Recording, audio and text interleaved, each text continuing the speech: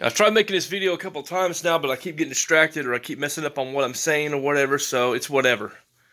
But I keep hearing word that we might wind up heading into another gaming crash like what we did back in the day with the Atari and everything. And instead of going into detail with every point to why I feel like, yes, we are headed to a gaming crash or why we need a gaming crash, I'll leave that to the bigger YouTubers, but I'll just simply say this, that if we do end up with another gaming crash, I can't speak for everybody on this, but for me, it's going to be like whatever. I don't care. I've got so many games on my backlog now, it's not even funny. Like, for real, I got a PlayStation 2 and plenty of games to play on it. I currently have a PS3 that I can play plenty of games on, and it's backwards compatible with PS1 games. So there's that. I have a Wii that's backwards compatible with GameCube games, and I have plenty of good GameCube games to play on that. You know, I got a Wii U, so I got plenty of Wii and Wii U games I can play. Then I got a PS4, so I got plenty of PS4 titles I can play on that. You know, I got an Xbox Series X and well over 100 games I can play on that. Actually, I think it might be closer to 200.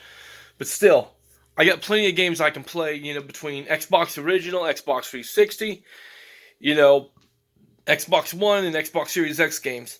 And I also got an Xbox 360 for the Xbox 360 games that are not backwards compatible on the Xbox One. Actually, I got 3 Xbox 360s because when I traded off my Xbox One, you know, instead of taking it to a game store or whatever, I put on Facebook Marketplace and I ended up trading somebody who was trying to get rid of not 1, not 2, but 3 Xbox 360s.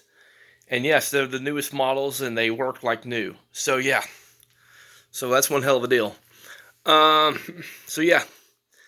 And then I got a Switch that, again, I have probably, I haven't took time out to count, but I know I have way over 100 games for that. And that's not even counting what I have digitally. So yeah, and I still will end up getting a Switch 2 at some point in time and getting some games for that. So nonetheless, though, at the end of the day, when it's all said and done, I've got more than enough games to hold me over for a lifetime without ever even having to buy another game, if we're going to be perfectly honest. So if a gaming crash happens, it's going to be no big deal to me. You know, and I'm sure it is like that with many other gamers, because it's like, dude, there's so many games already out right now that I guarantee you every single gamer out there can be like, yeah, man, I have a lot of games on my backlog, so if a gaming crash happens, it's no big deal. I'm sure a lot of people could say that when it's all said and done. So yeah.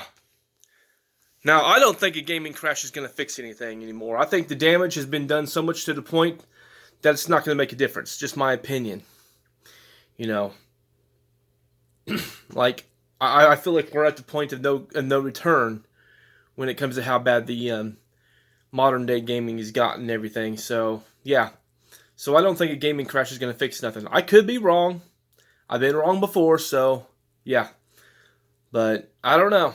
Only time will tell on that. If we actually get a gaming crash, like I said, it's not going to be a big deal to me. I've got plenty of games I can fall back on.